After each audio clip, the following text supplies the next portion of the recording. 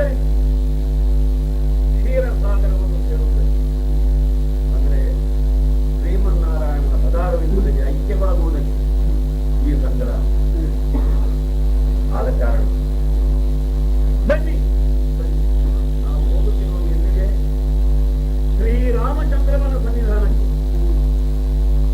ರಾಮಚಂದ್ರನ ಸನ್ನಿಧಾನಕ್ಕೆ ಹೋಗುವವರು ಆ ಶ್ರದ್ಧೆಯನ್ನಿರಿಸಿಕೊಂಡು ಹೋದರೆ ಮತ್ತೊಮ್ಮೆ ಲೌಕಿಕವಾದಂತಹ ಭೋಗ ಬೇಕೆ, ಅಲ್ಲ ಸ್ವರ್ಗೀಯವಾದದ್ದು ಬೇಕೆ, ಅಲ್ಲ ಬ್ರಹ್ಮಪಟ್ಟದ ಭಾಗ್ಯ ಬೇಕೆ, ಅಲ್ಲ ಕೈಲಾಸ ಪ್ರಾಪ್ತಿ ಬೇಕೆ, ಯಾವುದು ಬೇಕಿದ್ರೂ ಸಿಗ್ತದೆ. ಯಾಕೆ? ಅವರವರ ಭಾವನೆಗಳು. ದೊಡ್ಡವರೊಂದು ಮಾತು ಹೇಳಿದ್ದಾರೆ, ಸ್ನಾನಕ್ಕೂ ನೀರು ಬೇಕು, ಕೃಷಿಗೂ ಬೇಕು, ಕೃಷಿ ಮಾಡಿಕೊಳ್ಳುವುದಕ್ಕೂ ಬೇಕು ಬಟ್ಟೆ ಬರೆಗಳನ್ನು. ಇದಕ್ಕೆ ಪ್ರತ್ಯೇಕ ಹೊಂಡವನ್ನು ಮಾಡ್ತಾ ಇದ್ದೇವೆ ನಾವು. ಒಂದು ಮಹಾ ಸರೋವರದ ಬಳಿಯಲ್ಲೇ ಬಿಡಾರ ಮಾಡಿದರೆ ಅದು ಎಲ್ಲದಕ್ಕೂ ಆಗ್ತದೆ. ಯಾಕೆ? ಆ ನೀರನ್ನು ಕೆಡಿಸಲಿಕ್ಕೆ ಆಗೋದಿಲ್ಲ. ಹಾಗೆ ರಾಮನೆಂಬಂತಹ ಅಲೌಕಿಕವಾದಂತಹ ಬರುವಂತ ಸರೋವರದಲ್ಲಿ ಇದ್ದಂತಹ ವ್ಯಕ್ತಿತ್ವದ ಮುಂದೆ ನಾವಲ್ಲಿ ಹೋದರೆ ನಮಗೆ ಆ ಸರೋವರದಿಂದ, ಆ ಜಲಾಶಯದಿಂದ ಏನೇನು ಮಾಡುವುದಕ್ಕೂ ಸಾಧ್ಯವಾಗ್ತದೆ. ಮತ್ತೊಮ್ಮೆ ಕೃಷಿ ಮಾಡಬೇಕು ಅಂತ ಅಲ್ಲಿಂದಲೇ ನೀರು ಬಿಡೋಣ, ಅಲ್ಲ ಮತ್ತೊಮ್ಮೆ ಬೇರೇನಾದರೂ ಮಾಡಬೇಕು, ಈಜಬೇಕು ಅಂತ ಈಜೋಣ. ಕಾಶಿಗೆ ಹೋದರೆ ಗಂಗಾ ಸ್ನಾನವೂ ಮಾಡ್ಲಿಕ್ಕಾಗ್ತದೆ, ಗಂಗಾ ನದಿಯಲ್ಲಿ ಈಜಲಿಕ್ಕೂ ಆಗ್ತದೆ, ನೌಕಾ ವಿಹಾರ ಮಾಡ್ಲಿಕ್ಕೂ ಆಗ್ತದೆ. ಗಂಗೆಯಿಂದ ಯಾರಾದರೂ ತಂಬಿಗೆಯಲ್ಲಿ ತೀರ್ಥ ತುಂಬಿ ತಕೊಂಡು ಬಂದರೆ ಅದು ಅಷ್ಟಕ್ಕೆ ಮಾತ್ರ ಆಗಿರ್ತದೆ, ಈ ಕೆಲಸಲ್ಲ ಅದರಿಂದ ಆಗಲಿಕ್ಕೆ. ಹಾಗಾಗಿ ಅಂತಹ ಭಗವತ್ಸ್ವರೂಪ ರಾಮಚಂದ್ರ ಬನ್ನಿ ಬನ್ನಿ ಆಶ್ರಯಿಸವರು ಅಲ್ಲ. ಸದ್ಯ ನಾವು ಬರುವುದಿಲ್ಲ. ಯಾಕೆ? ದೇವರ ಕುರಿತಾಗಿ, ಮೋಕ್ಷದ ಕುರಿತಾಗಿ, ದೇವರ ಪ್ರಸಾದದ ಕುರಿತಾಗಿ ಯಾವನೂ ಪ್ರಚಾರ ಮಾಡೋದಿಲ್ಲ. ಮತ್ತೆ ಕೆಲವರು ವ್ಯಾಪಾರಿ ಬುದ್ಧಿಗಳಿದ್ದಾರೆ. ಯಾಕೆ ಅಲ್ಲೇ ಹೋಗಿದ್ದೀರಿ, ತೀರ್ಥದಲ್ಲಿ ಯಾಕೆ ಬೇಕಾದ್ರೆ ಅವನೇ ಕೈ ನೀಡುವುದಿಲ್ಲ. ಹಾಗಾಗಿ ದೇವರ ಬಗ್ಗೆ, ಮೋಕ್ಷದ ಬಗ್ಗೆ ಯಾರು ಮನೆ ಬಂದು ಸಾಗುವುದಿಲ್ಲ. ಅವರು ಇದ್ದಲ್ಲಿಗೆ ಹೋಗಬೇಕು. ಯಾರಿದ್ದಾರೆ ಅದರ ಬಗ್ಗೆ ಹೇಳುವವರು ಅಲ್ಲಿಗೆ ನಾವು ಹೋಗಬೇಕಾಗ್ತದೆ. ಕಾರಣ ಬ್ರಹ್ಮ ಅಥವಾ ಮೋಕ್ಷ ಅನ್ನೋದು ವ್ಯಾಪಾರಕ್ಕಿದ್ದದ್ದಲ್ಲ. ಮತ್ತೆ ಅದನ್ನೂ ವ್ಯಾಪಾರ ಮಾಡುವವರಿದ್ದಾರೆ. ಮನೆ ಬರ್ತಾರೆ, ಬೀದಿ ಬರ್ತಾರೆ. ಹೇಗೆ ಮಾಡಿ ನಾವೇ ಮಾಡ್ತೇವೆ, ನಮ್ಮಿಂದ ಮಾಡಿದ್ವಿ ಅಲ್ಲದೆ. ಇಲ್ಲಿ ಹಾಗಿಲ್ಲ.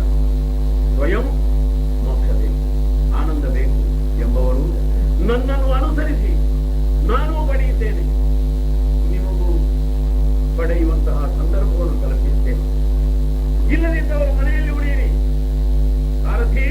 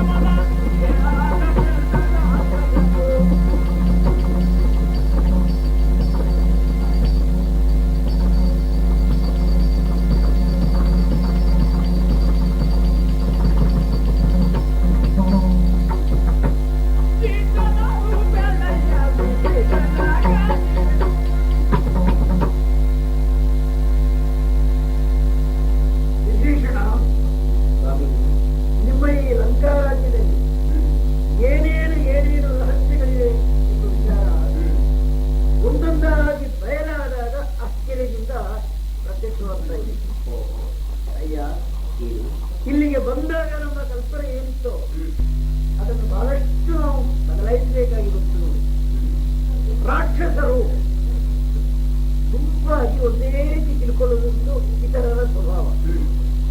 ಎಲ್ಲ ರಾಕ್ಷಸರು ಒಂದೇ ರೀತಿ. ಆದರೆ ನೀನು ಸಮುದ್ರ ತೀರದಲ್ಲಿ ನನ್ನ ಬಳಿಗೆ ಬಂದಾಗ ಅಲ್ಲೊಂದು ಆಶ್ಚರ್ಯಕಾರಿತ್ತು.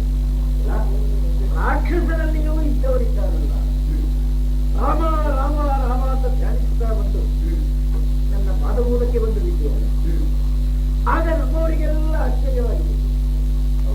ಅದರಲ್ಲಿಯೂ ರಾವಣನ ತಮ್ಮ ನೀರು ಅಂತ ತಿಳಿದ ಮೇಲೆ ಹೀಗೂ ಉಂಟೆ ಅಂತ ಹುಟ್ಟೇರಿಗೆ ಹೇಳಿದ್ದಾರೆ. ನಿನ್ನಲ್ಲಿ ವಿಶ್ವಾಸ ಪೂರ್ಣವಾಗಿ ಬಾರದವರು ಇತ್ತು. ಆಮೇಲೆ ಗೊತ್ತಾಯ್ತು ಹೀಗೂ ಉಂಟು ಅಂತ. ಈಗ ನೋಡಿ, ಈಗಿನ ಯುದ್ಧಕ್ಕೆ ಹೊಸ ಸೇನಾಧಿಪತಿಗಳು ಬಂದಿದ್ದಾರೆ. ನಮ್ಮ ವಾನರೆಲ್ಲರೂ ನಿಧಿ ತಿಳಿಸಬಹುದು ಎಂದಿನಂತೆ ಅಂತ ತಿಳಿದುಕೊಂಡು. ಆದರೆ ಇವತ್ತು ಹಾಗಾದ್ರೆ ಮೊದಲಾಗಿ ಬಂದವರ ಆಸಕ್ತಿಯನ್ನು ನೋಡಬೇಕು.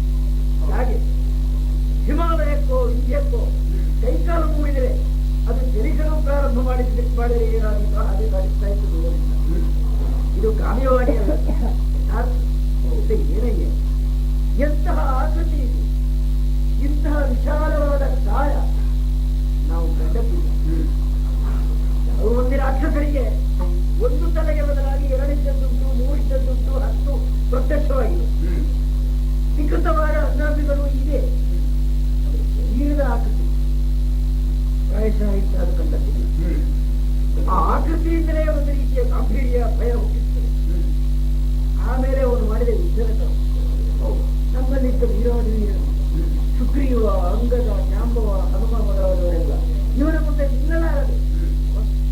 ಸೂರ್ಯ ಕಿರಣ ಪ್ರವೇಶವಾದಾಗ ಅಂಧಕಾರ ತಾನಾಗಿ ನೀರವಾಗಿ ಹೋಗುವಂತೆ ಎಲ್ಲೆಲ್ಲಿ ಬೆಳೆದು ಹೋಗಿದ್ದಾರೆ.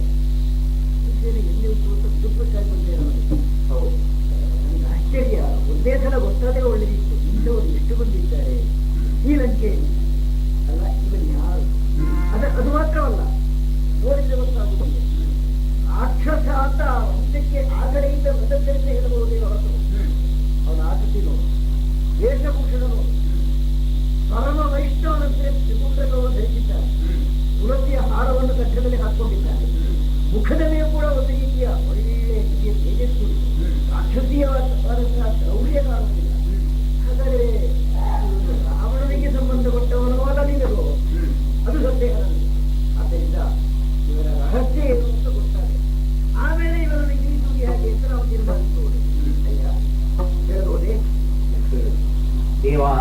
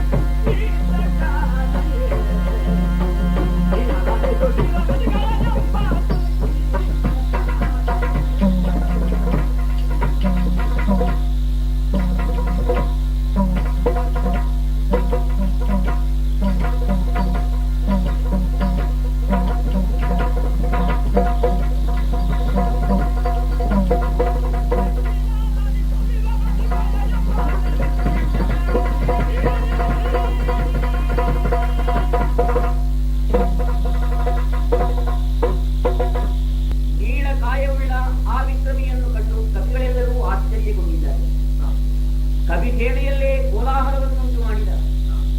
ಅವನ ಆಗಮನ ನಾವು ನಿರೀಕ್ಷಿಸಿದ್ದೇನೂ ಅಲ್ಲ. ಅವನಲ್ಲಿರುವಂತಹ ದೇಹೋನ್ನತಿ ಆಶ್ಚರ್ಯವನ್ನುಂಟು ಮಾಡಿದಂತೆ ಆತನ ಕರ್ಮಕ್ರಮ ನಮಗೆ ವಿಶೇಷವಾಗಿ ಕಂಡಿದೆ. ದೇವ, ನಮ್ಮಣ್ಣ ರಾವಣೇಶ್ವರನ ಎರಡನೆಯ ಮಗನಿದ್ದ. ರಾವಣನ ಪುತ್ರನೇ ಇದ್ದ.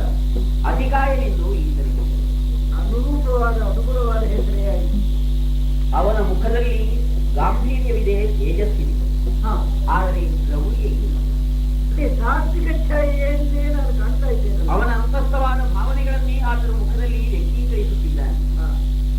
ಹೃದಯದಲ್ಲಿ ಭಗವದ್ಭಕ್ತಿ ತುಂಬಿಕೊಂಡುದರಿಂದ ಈ ಸೌಮ್ಯತೆಯನ್ನು ಮುಖದಲ್ಲಿ ನಾವು ಗುರುತಿಸಿಕೊಳ್ಳಬಹುದಾಗಿದೆ. ಅದರಲ್ಲಿಯೂ ವಿಷ್ಣು ಭಕ್ತರಂತೆ ತೋರ್ತಾ ಇದ್ದಾರೆ. ಆದ್ದರಿಂದಲೇ ತುಳಸಿಯ ದಂಡೆಗಳನ್ನು ಕೊರಳಲ್ಲಿ ಹಾಕಿಕೊಂಡಿದ್ದಾನೆ. ಅವನು ಉಚ್ಚರಿಸುತ್ತಿರುವುದು ಭಗವನ್ನಾಮವನ್ನು. ದೇವ, ಅವನ ಸಾಮರ್ಥ್ಯವನ್ನು ಕಂಡು ನೀನು ಬೆಳಗಾದುದರಲ್ಲಿ ಆಶ್ಚರ್ಯವೇನೂ ಇಲ್ಲ. ಈ ಹಿಂದೆ ವಾಯುನಂದನಾದ ಆಂಜನೇಯ ಲಂಕಾನಗರಿಯನ್ನು ಸೇರಿದ್ದಾಗ ಇಂದ್ರಜಿತು ಆತನನ್ನು ಬ್ರಹ್ಮಪಾಠದಲ್ಲಿ ತೆಗೆದಿದ್ದ. ರಾವಣೇಶ್ವರನ ಸಭಾಸ್ಥಾನಕ್ಕೆ ಕರೆದು ತಂದಿದ್ದ. ಆಂಜನೇಯ ಲಂಕಾನಗರಿಯನ್ನೆಲ್ಲ ಸುತ್ತಿದವನಾದರೂ ಅಲ್ಲಿನ ವಿಶೇಷಗಳನ್ನು ತಿಳಿದುಕೊಂಡವನಾದರೂ ಈ ಅತಿಕಾಯನ ಬಗ್ಗೆ ಏನೇನು ಹೇಳಿಲ್ಲ ಎಂದು ನಾನು ಭಾವಿಸುತ್ತೇನೆ. ಪರಾಕ್ರಮವನ್ನು ಸರಿಯಾಗಿ ಉಪಯೋಗಿಸಿಕೊಳ್ಳುವುದರಲ್ಲಿ ಔಚಿತ್ಯ ಇದೆ ಎಂದು ತಿಳಿದುಕೊಂಡ ಮಹಾನುಭಾವವಾಗಿದ್ದಾರೆ. ಇಂದ್ರಜಿತುವಿನಲ್ಲಿದ್ದಂತಹ ಖಡತ್ವವಾಗಲಿ, ರಾವಣನಲ್ಲಿರುವಂತಹ ದೌರ್ಜ್ಯವಾಗಲಿ ಈತನಲ್ಲಿ ಎಲ್ಲಿ